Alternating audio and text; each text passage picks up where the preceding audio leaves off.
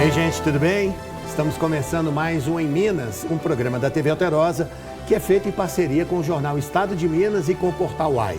Hoje, com muita honra, estamos recebendo o deputado estadual Tadeu Leite, que é o presidente da Assembleia Legislativa de Minas Gerais. Seja bem-vindo ao Em Minas, prazer ter você aqui. Bem, eu que agradeço, feliz de estar aqui com você, podendo bater um papo sobre política Minas Gerais, enfim, dia a dia, no Em Minas, nesse sábado. Um abraço a todos os telespectadores que estão nos acompanhando nesse momento. Bom demais. Você já sabe, né? Você que está sempre com a gente, esse programa tem 2 blocos aqui na TV Alterosa e aquele terceiro bloco especial só no YouTube do Portal UAI.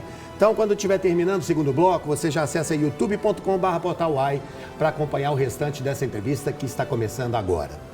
Presidente, o senhor assumiu a Assembleia Legislativa, está assumindo agora o segundo mandato, mas quando assumiu assim, vindo de uma gestão anterior, de muita briga, muita rixa com o governo do Estado. Como é que foi fazer essa transição? Como é que foi lidar com essa situação? Você acompanhou bem, Beni, acho que alguns acompanharam também. De uma certa forma, o início, né, de toda essa construção da candidatura nossa de presidente à época. Naquele momento, exatamente pela questão que você acabou de abordar, algumas dificuldades, governo do Estado e Assembleia, e aí, sinceramente, não vou entrar no mérito quem estava certo ou errado, porque eu acho que houve erros de ambos os lados, naquela época, na minha opinião, até mais por parte do governo. Quando eu coloquei o meu nome para a candidatura, o próprio governo do Estado tinha outra sugestão, né, opinião, de nome para presidir a Assembleia. Tivemos diversas e longas discussões, conversas, interações para tentar construir, né, um consenso. E ao final, graças aos amigos, a Deus e aos amigos, e aí quero agradecer muito, mais uma vez, aos 76 colegas deputadas e deputados, nós conseguimos construir ao final, depois de um acordo, né, com outro candidato e com o governo, a oposição, com todos os deputados, de uma candidatura de consenso àquela época para fazer o trabalho há 1 ano e meio, praticamente, 2 anos atrás, na Assembleia. Muito trabalho nesse primeiro biênio, muita entrega, muitos desafios, né? Tudo na vida é novidade. Eu tenho muita fé em Deus e aprendi na vida que eu tenho que fazer o meu trabalho bem feito, né? Ou seja, eu tenho que tentar fazer o meu trabalho bem feito. Errar, a gente erra a todo momento, faz parte da vida de todos nós. Mas eu acho que ouvindo a todos, a gente erra menos. E é o que eu tento fazer na Assembleia. Nós estamos vivendo, e você sabe bem disso, nós que estamos acompanhando a política, vivendo um país polarizado, né? Ou seja, de uma certa forma, muitos não sentam na mesma mesa para conversar, se você pensar diferente deles, hoje no cenário nós estamos vivendo. Daqui a pouco vamos falar disso. Mas eu aprendi através da política, mas especialmente o parlamento, e eu falo que a Assembleia foi e é uma escola para mim, que eu falo que é lá onde os diferentes se encontram, tem de sentar no mesmo ambiente, no mesmo local, na mesma mesa e tentar construir um caminho minimamente de consenso de todos os lados, né? Eu falo muito que a Assembleia é, de fato, a casa de democracia, porque lá é onde nós temos os representantes dos 853 municípios do nosso estado de Minas Gerais. Então, com os seus pensamentos naturais e legítimos, com seu conhecimento de vida, né, sua história, mas no momento de construir a pauta, por exemplo, nós temos que sentar todo mundo na mesma mesa e construir uma pauta minimamente de consenso. E é dessa forma que eu tento me pautar à frente da Assembleia. Claro, ouvindo a todos, mas no final das contas, tendo de tomar decisão para colocar os importantes projetos na pauta. Mas para azeitar a coisa com o governo, com o governador Zema, por exemplo, aí qual foi a estratégia? Desde o início... Que a coisa estava ruim, né? Desde o início, assim, eu acho que essa é uma vantagem. Eu sempre prezo pela verdade e pela transparência. Desde o início eu deixei muito claro, quando fui candidato no primeira vez à presidência da casa, qual que era a minha posição? Minha posição, obviamente, eu tinha e continuo fazendo de reforçar a independência do parlamento. Eu entendo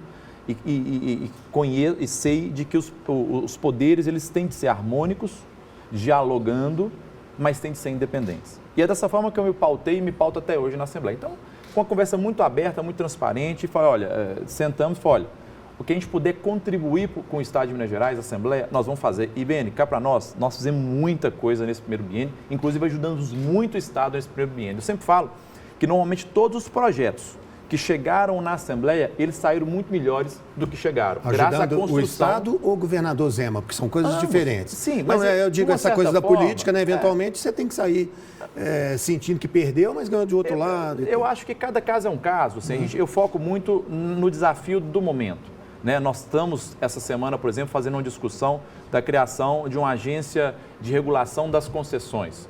Nós discutimos ano passado, por exemplo, a questão do reajuste dos servidores do Estado, que o governo do Estado encaminhou um percentual e depois de um trabalho da Assembleia, nós conseguimos ampliar o percentual. Era o ideal? Não, ainda muito aquém do que o servidor merecia, mas conseguimos ampliar em um ponto percentual graças ao trabalho da Assembleia. Posso dar aqui um exemplo cristalino, e você acompanha muito bem, que foi a questão da dívida do Estado. Na minha opinião, o principal problema que nós temos em Minas Gerais, e talvez muitas pessoas não sabem o que nós estamos falando, de uma dívida que existe e se arrasta Minas Gerais desde 98, começou com 14 bilhões de reais. Estado de Minas Gerais já gastou, do dinheiro do povo, do contribuinte, das pessoas, 100 bilhões de reais, e ainda hoje nós devemos 170 bilhões de reais. Aí a pessoa pergunta, mas como isso é possível? Por conta dos juros. Minas Gerais paga desde essa época IPCA mais 4% de juros ao ano. Então, praticamente, nós pagamos até hoje só juros.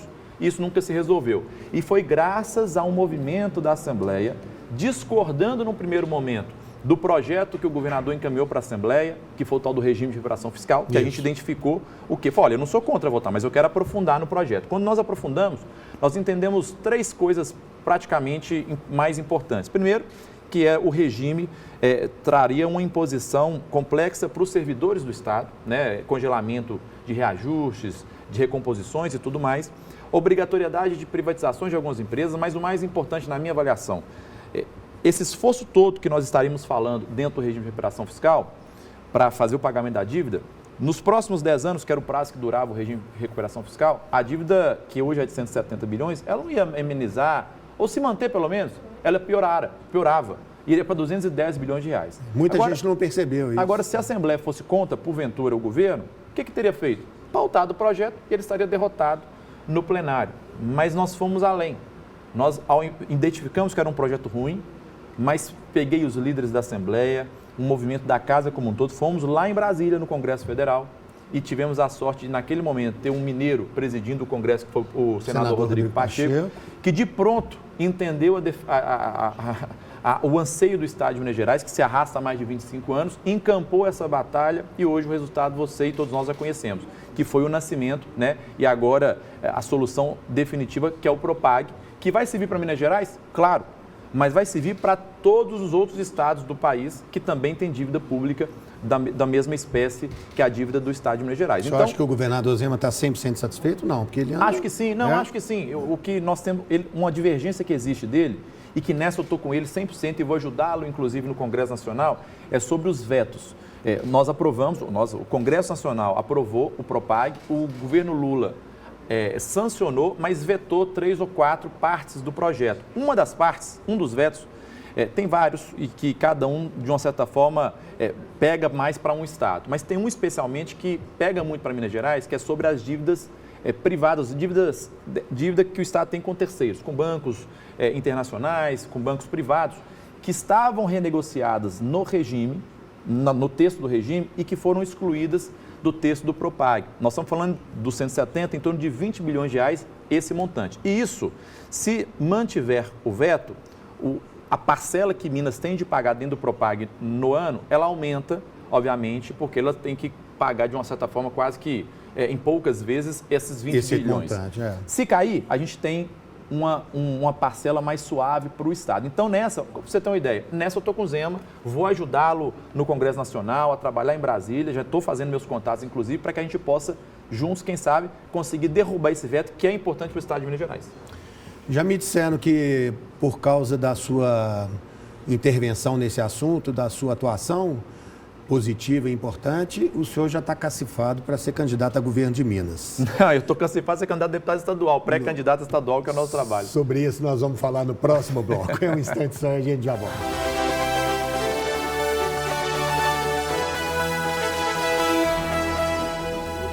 Estamos de volta com Em Minas, hoje conversando com o deputado estadual Tadeu Leite, que é o presidente da Assembleia Legislativa de Minas Gerais. Presidente, o governador Zema já manifestou publicamente, né, o interesse dele em avançar com os projetos de privatização da CEMIG e da Copasa. Esses projetos ainda não foram pautados, o senhor mesmo ainda não tocou nesse assunto. Eu queria saber primeiro a sua opinião particular sobre esse tema e depois sobre como é que isso vai tramitar, se é que vai tramitar. Bem, para você ter uma ideia, assim, eu nunca fui contra, e desde o início da minha gestão, seja no primeiro biênio, agora também no segundo biênio, de discutir qualquer tipo de projeto. Eu acho que a Assembleia tem que discutir os projetos, até porque, claro, repito, todos os projetos que chegam lá, eles melhoram muito, dada a opinião e o trabalho, a construção de todas as deputadas e deputados que têm visões de mundo totalmente diferentes, mas que agregam demais no projeto e no processo legislativo. Então, eu não tenho veto com nenhum tema especificamente. Sobre privatizações, pessoalmente, eu não sou contra privatizações. O que eu acho que nós temos que preocupar é com a modelagem, o que nós queremos aqui para frente. Nós conhecemos no Brasil afora modelos de privatizações que deram super certo e outros que deram super errado. Pô. Então, o que eu quero dizer? Eu acho que falamos mais cedo no primeiro bloco sobre Propag. Eu enxergo que nós vamos ter que fazer uma discussão de uma certa forma quase que conjunta. Por quê? Porque o Propag, como é que você fica de uma certa forma, qual que é a vantagem do Propag? É você de uma certa forma ficar livre dos juros que a gente paga e pagou esses anos todos que nós falamos no primeiro bloco. E como é que você fica livre desses juros? De uma certa forma, você tem que pagar ou dar uma entrada dos 170 bilhões em torno de 20% para o governo federal para que você tenha esse perdão, de uma certa forma, ou essa vantagem de não pagar juros. O Estado de Minas tem dinheiro para pagar? Não tem. E aí, o que foi a grande inovação que o Propag trouxe? A possibilidade de fazer uma federalização, ou seja, de entregar ativos do Estado para a União em pagamento dessa dívida. Exato. Então, o que eu quero dizer? Então, eu acho que agora... O que nós estamos aguardando? A regulamentação por parte do governo federal, ainda de uma parte do Propag, e depois o encaminhamento do governo do Estado dos projetos para a Assembleia, para a gente analisar projeto por projeto, mas para tentar fazer uma discussão em conjunto com o quê?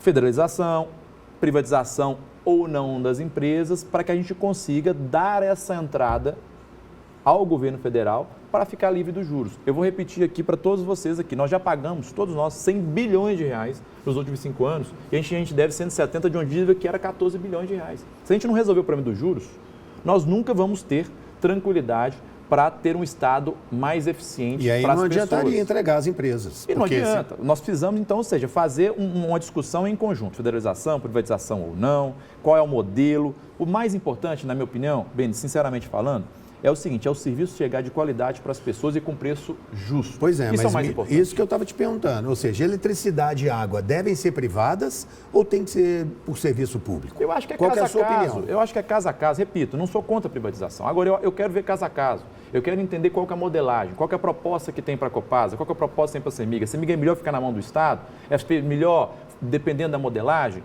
Assim, então, eu acho que essa é uma discussão que nós vamos fazer no bojo do Propag, sabe? Se a federalização, a Codemig, por exemplo, é uma discussão que já existe, de uma certa forma, um avanço na federalização, ou numa possibilidade de federalização da Codemig, porque é uma empresa, por exemplo, que vale, dessas três nós falamos, que vale mais, que poderia amortizar uma parte maior da dívida, por exemplo, do Estado de Minas Gerais. Então, nós vamos precisar da CEMIG e da Copasa, por exemplo, para completar? Não. Tem imóveis do Estado? Então, essa é uma discussão que eu acho que é uma discussão, de certa forma, mais técnica do que política nesse primeiro momento, para a gente fazer esse avanço.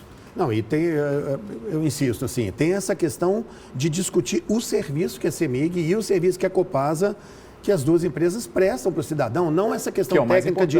É o mais importante. Por exemplo, se perguntar para os paulistas o que eles acham de privatizar a energia elétrica, eu acho que a gente tem uma resposta. Super negativa. E não é boa. A privatização que foi feita, pelo que eu acompanhei lá da energia do São Paulo, deu um problema louco que nós acompanhamos. Da mesma forma que foi feita, por exemplo, a Sabesp lá, que é a Copasa nossa aqui também, que parece já ter uma avaliação mais positiva das pessoas. Então, eu acho que nós temos que entender qual é a modelagem, mas o mais importante é tentar pensar num todo com a responsabilidade que nós temos de ter à frente da Assembleia, de ouvir os deputados da direita, os deputados da esquerda, os 76 colegas que nós temos lá, ouvir o governo, porque é fundamental que se escute o governo também, claro. Óbvio, é natural que isso aconteça, para que a gente tente entregar para a população o melhor serviço e, principalmente, mais investimentos, porque quando a gente fala de juros, o dinheiro que Minas gastou e continua gastando com juros, ele podia e deveria, inclusive, estar sendo revertido para a população.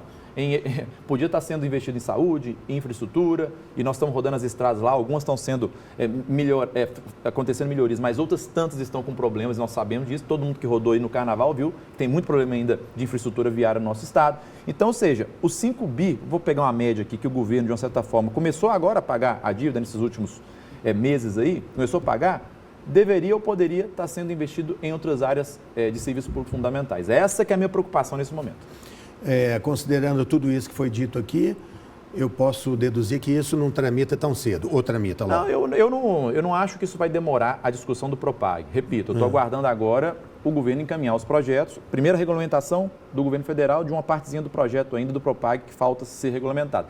Depois, o governo encaminhar os projetos. Aí tem que ver quais são os projetos. O que foi? O que o governo encaminhou? E aí sim eu acho que assim que encaminhar, a Assembleia terá responsabilidade, como sempre tivemos, de fazer todas as discussões. Eu vou repetir o caso aqui porque eu acho que é importante e de uma certa forma se assemelha muito a essa questão do Propag, de privatização e federalização, que é a questão do regime. O regime, nós pegamos o projeto, aprofundamos e a Assembleia, você sabe bem disso, nós temos uma das melhores equipes técnicas talvez do país, é a equipe técnica da Assembleia. Nós aprofundamos o projeto, entendemos o tamanho do problema do projeto, mas nós não inviabilizamos o Estado, porventura, deixando o projeto ser derrotado no plenário, porque não tinha voto naquela época para aprovar o projeto. Ok. Nós fomos atrás de uma solução e é isso que nós vamos tentar fazer também na tramitação do Propag.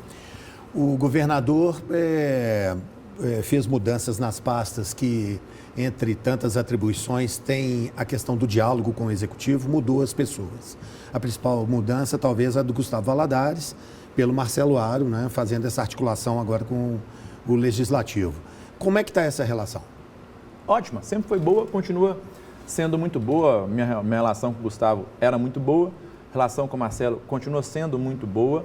É claro que esse dia a dia, né, de articulação da Secretaria de Governo com a Assembleia é mais Segovia com os parlamentares, né? Enfim, eu, claro, tenho um diálogo com o secretário de Governo e tudo, mas muito também com o governador, com o vice-governador nessa discussão. Então, a relação é sempre muito, muito boa. Eu sempre falo, Beni, e repito o que eu falei aqui mais cedo, tudo que a Assembleia pôde fazer para ajudar o governo do Estado nesse primeiro biênio foi feito. Todos os projetos que chegaram lá deles foram melhorados e foram entregues para a população. Então, que eu acho que essa é a função, inclusive, do parlamento, é você melhorar as ideias, seja da oposição, do próprio governo, dos parlamentares que lá estão, através do debate, da discussão, e entregar projetos melhores. Então, ou seja, nós nunca tivemos a intenção de fazer trabalho contrário ao governo. Pelo contrário, a minha relação com o governador e com o vice-governador é das melhores e prezo por isso e continuo fazendo dessa forma. Agora, com muita independência. Tendo a liberdade que nós tivemos nesse primeiro biênio e continuaremos tendo nesse segundo biênio, de criticar os projetos, mas também buscar soluções, como fizemos, por exemplo, na questão da dívida de Minas Gerais. Essa é a minha responsabilidade, é dessa forma que eu aprendi a trabalhar, sem ficar entrando muito em rusga, em brigazinha, que nós estamos vivendo isso hoje. Essas últimas semanas, eu acompanhei um evento privado de investimentos aqui em Minas Gerais, e aí saiu até na imprensa a rusga, o bate-boca do governador com o presidente da República, e eu até fiz uma crítica nesse sentido, porque eu acho que isso não leva a nada. Eu acho que nós precisamos pensar e trabalhar para resolver o problema das pessoas. Se quiser sentar na mesa todo mundo, nós temos que sentar, conversar, não precisamos concordar não, mas temos que sentar e tentar achar a solução. É dessa forma que eu entendo. Mas é que a rusga ali está de olho em 2026, né? E é isso que eu falei, gente, tem muita gente preocupada com daqui 1 ano e meio, esquecendo que nós temos muito por fazer nesse 1 ano e meio ainda de trabalho. Então, assim, o meu foco total nesse 1 ano e meio, obviamente, é trabalhar, tentar fazer a minha parte. Repito, erro, acerto, faz parte da vida. Quem não erra e quem não acerta tem que ter, faz parte do jogo, mas sempre pensando no foco final dos mineiros e das mineiras. Nós temos mais 1 minuto aqui na TV Alterosa, então eu queria te perguntar, dentro desse tema, o governador Zema está bem colocado para essa disputa de 2026? Ele tem chances, na sua opinião? Eu acho que qualquer governador de Minas Gerais, né, do estado importante do tamanho de Minas Gerais, está no jogo. Agora, eu acho que esse é um assunto que está muito distante para ser discutido ainda. E, repito, eu acho que todos nós, e aí eu me incluo nesse sentido, nós temos que, e aí, repito, sua pergunta no início, assim, eu estou pré-candidato a deputado estadual, então estou focado, mesmo meu mandato, todos nós temos que focar agora nos problemas do Estado e tentar dar solução para eles. É essa que é a minha preocupação. Mas claro que está no jogo, qualquer governador de Minas está no jogo. Porque é Caiado, Bolsonaro, está todo mundo falando, então sim, né? Sim. Não tem Mas como. eu acho que Minas Gerais, repito, o tamanho e a importância do Estado, se quiser, ele dá o tom de todo o país. Eu falei isso mais cedo em outra oportunidade. Agora, repito, para isso acontecer, tem que acontecer muita coisa em Minas Gerais. Aquela pergunta sobre a qual cargo ele vai candidatar, ele vai responder lá no YouTube, tá, gente? Já acessa aí youtube.com/portaluai para continuar acompanhando esse nosso papo, tá? Obrigado por tê-lo aqui na TV Alterosa. Obrigado, eu que agradeço. Vamos seguir lá no YouTube, Vamos tá bom? Um abraço para vocês, nosso próximo compromisso, sábado que vem. Tchau.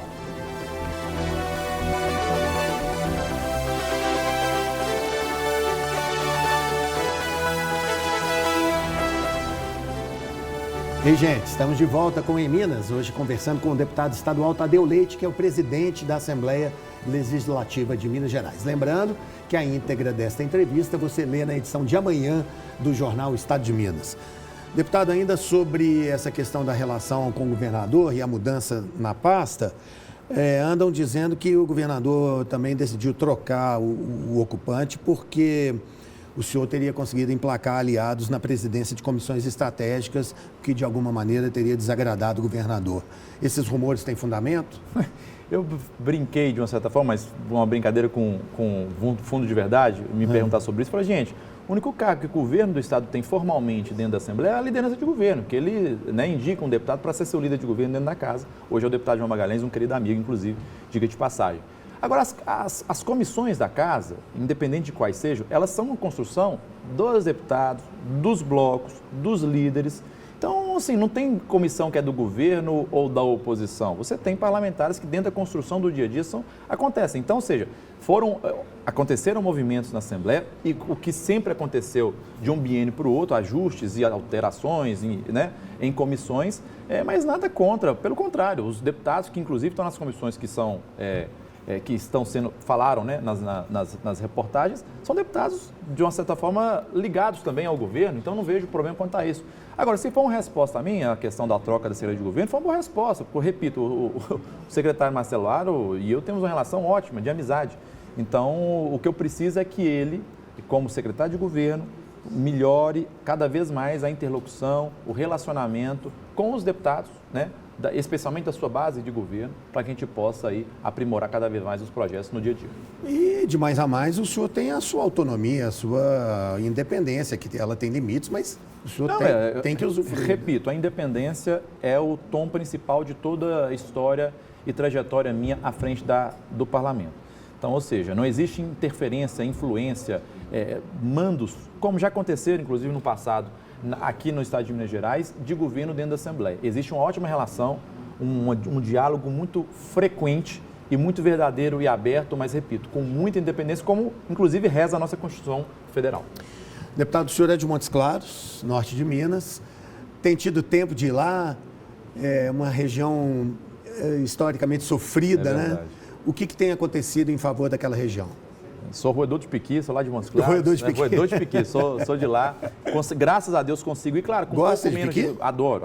Com carne de sol, então, e arroz, espetacular. Né? Mas assim, eu claro que vou com menos frequência do que eu ia antes, antes da presidência, mas ainda vou com muita frequência, enfim, viajando o interior, porque eu falo bem o seguinte, quem está na vida pública, especialmente no parlamento, você tem 3 pilares fundamentais. Legislar, criar as legislações, alterar legislações, fiscalizar a política pública, o governo do Estado, mas representar aqueles que escolheram talvez seja o mais importante. E eu continuo e faço questão de todo final de semana, praticamente, um ou outro não, igual esse aqui, mas assim, todo final de semana estar nas cidades, perto das pessoas, vendo os problemas de perto, mas também tendo a oportunidade, por exemplo, através das emendas parlamentares ou até de uma fiscalização que nós podemos fazer como parlamentar, de levar soluções para as pessoas. E graças a Deus, o que eu coleciono diariamente são depoimentos de pessoas espalhadas nesse norte como um todo, de transformações que aconteceram na sua cidade, no seu bairro, na sua região, através do trabalho como deputado estadual, mas lógico, não só meu, mas dos outros todos os deputados. Esse é o trabalho mais importante na minha avaliação de quem faz vida pública, principalmente no parlamento. É você estar próximo das pessoas e é isso que o parlamento faz. Eu não queria perder a oportunidade, o senhor citou emendas parlamentares e eu logo me lembrei do Congresso Nacional e do Supremo, onde está esse rolo das emendas secretas, Como é que o senhor vê esse tema?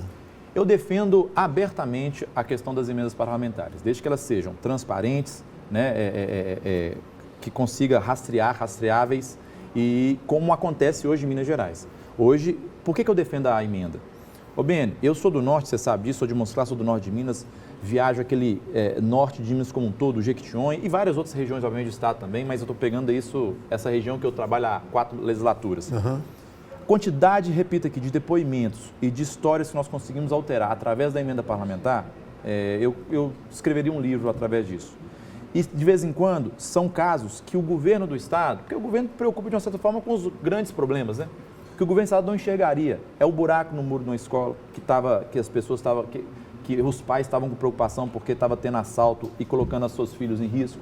É num calor daquele do norte de Minas você ter a oportunidade de colocar um ar-condicionado nas salas de aula para os alunos conseguirem aprender com mais qualidade.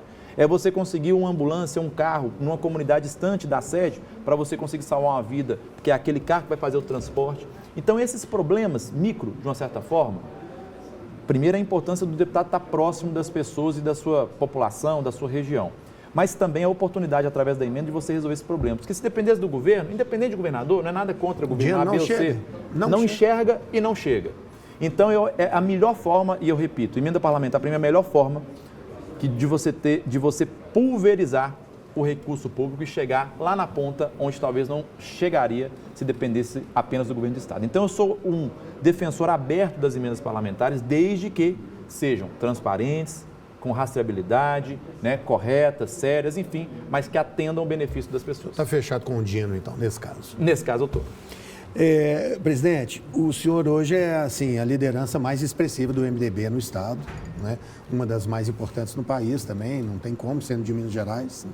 O senhor tem conversado com o partido sobre o seu futuro político? Como é que está isso? Minha relação com o presidente Nilton Cardoso Júnior e com os membros do partido é das melhores, né? A gente tem reuniões frequentes de fortalecimento e pensamos, obviamente, como qualquer partido, de fortalecer o partido, o MDB, que já foi um partido muito forte, né, na história do nosso Estado.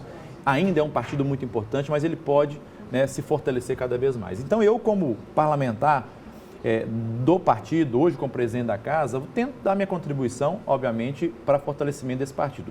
Não necessariamente com candidatura, e a gente falou aqui 2 ou 3 vezes brincando, mas é verdade, ou seja, o único plano e projeto que eu tenho é dar continuidade no meu mandato de deputado estadual e continuar representando a minha região, que é o norte do estado, né? E lá eu tenho muita responsabilidade também com as pessoas. Então, essa é a minha preocupação. Mas, independente, além disso, eu tenho responsabilidade com o partido de ajudar o presidente do nosso partido a fortalecer o partido, sim, pensando sempre em crescimento do partido e, claro, crescimento pensando em nomes aí para fazerem disputas, por que não dizer das majoritárias, mas não é o meu caso. O meu caso, eu continuo no meu trabalho de deputado.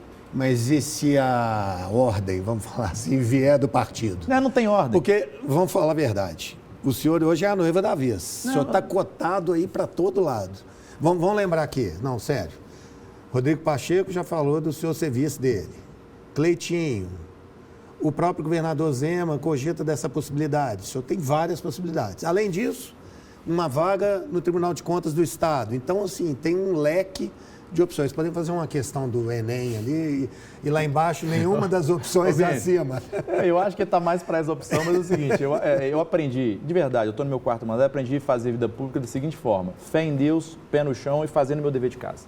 E eu acho que é dessa forma que Deus vem me abençoando tanto, assim, de uma certa forma, com meus 38 anos de idade, ter a oportunidade hoje de presidir, na minha opinião, o principal parlamento do país, que é Minas Gerais, com toda a sua diversidade.